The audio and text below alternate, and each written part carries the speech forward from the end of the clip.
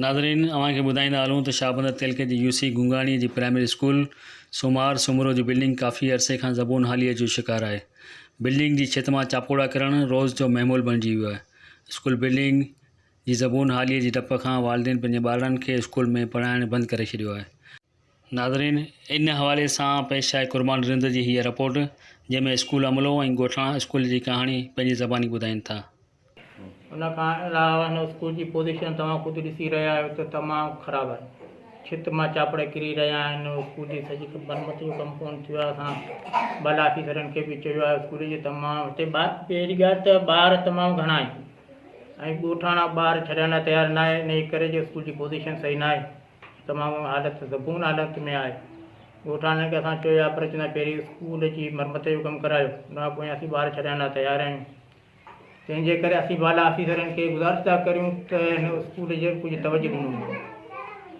हीअ असांजो ॻोठ आहे ऐं स्कूल असांजे ॻोठ खे तक़रीबन 15 खां 20 साल थी विया आहिनि। असांजे स्कूल जी हीअ कंडीशन आहे ऐं हिन में ॿार असांजे तक़रीबन 160 खनि ॿार दाख़िल आहिनि। ठीकु आहे। इन मां हिन वक़्तु असां वटि ॿार जेके तमामु घटि आहिनि ऐं उहे माइट इन स्कूल जी वजह सां ॿार सभु कढ रहिया आहिनि। ठीकु आहे। ऐं हाणे असांजी स्कूल जी हालत ॾिसो छा आहे, चापोड़ा किरनि था, केतिरा ई ॿार ज़ख़्मी। असांजा ॿार जेके पढ़नि पिया उन्हनि जे लाइ स्कूल खे 15 साल थी विया आहिनि।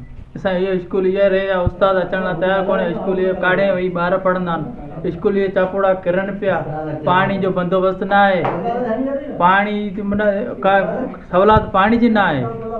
इहा स्कूल मथां चापोड़ा किरनि था। बेंच किताब रखण लाइ स्लेट अलमारियूं कोन्हे आई। उनजे लाइ उस्ताद राज़ी कोन्हे। स्कूल अचनि था वीचारा परेशान। सुमार सुमरे जे स्कूल में असीं हिन ॻोठ जा रहवासी आहियूं। असांजे स्कूल जी हालत इहा आहे कि मथां चापड़ किरनि पिया, नंढड़ा ॿार आहिनि, बेसम्झ मासूम आहिनि, उन्हनि जा मथा बि फाटी चुका आहिनि। न पाणी जो निज़ाम हिन स्कूल जो सही आहे, न लेटरिन जो निज़ाम सही आहे। हिन स्कूल खे 15 साल थी विया आहिनि। हिन ज़बून हालत में आहे। हिन महिरबानी कई वञे हिन एडीओ साहिबु ऐं सिंध गवर्नमेंट खे अपील था करियूं त बराए महिरबानी असांजे हिन स्कूल जो जाइज़ जेको कमु आहे सो करायो वञे ऐं असांजी स्कूल सुधारी वञे।